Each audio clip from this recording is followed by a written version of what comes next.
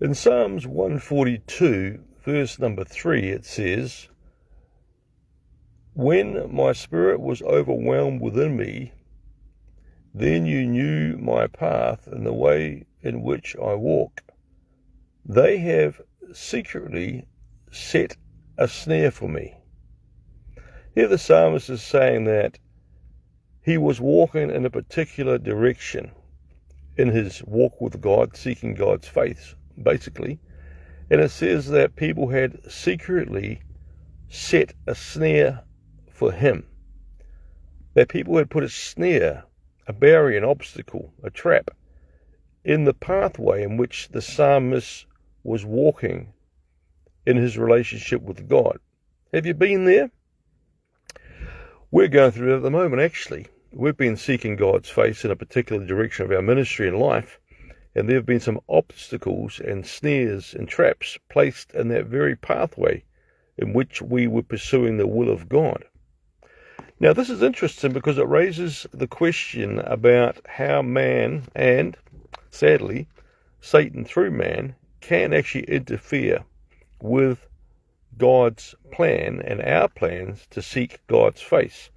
Remember in Daniel chapter 10, how the angel, I think it was the Archangel Michael, was delayed in coming to deliver his message to Daniel for 21 days as he contended with the king of Persia, which is I believe, a metaphor for Satan or the influence of Satan. And we also read here in 1 Thessalonians 2:18, Paul reads, "Therefore we wanted to come to you, even I, Paul, time and time again, but Satan hindered us." So we see in the scriptures very clear indications that Satan and man either with or without the influence of Satan, can hinder God's angels, the archangel, and God's people as they seek his face. So how does that work in reference to the sovereignty of God? There are people out there today teaching the sovereignty of God as something it really isn't. There are those who talk about the sovereignty of God, meaning God is completely in control of everything, and that everything that happens is a direct result of God's sovereign will, and you're kind of like a cart on a track or a train on a rail track, that you can't change your direction like a cable car on a cable, that everything happens because it's God's sovereign will. Now, I would say that's a misunderstanding and a misframing of what sovereignty is. Yes, God is sovereign. And in his sovereignty, in his creation, he has allowed for freedom of choice, of free will.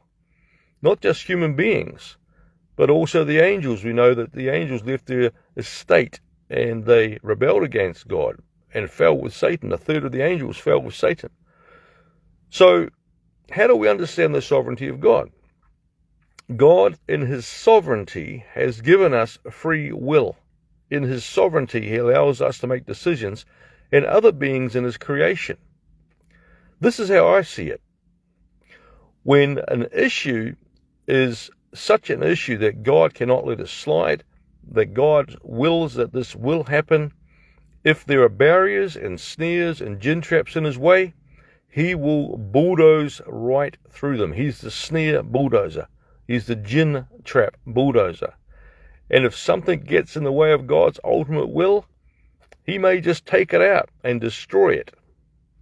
But on other occasions, when there are things that are not essential for God's sovereign will, then he will use those things, even the hindrance of Satan, the hindrance of man.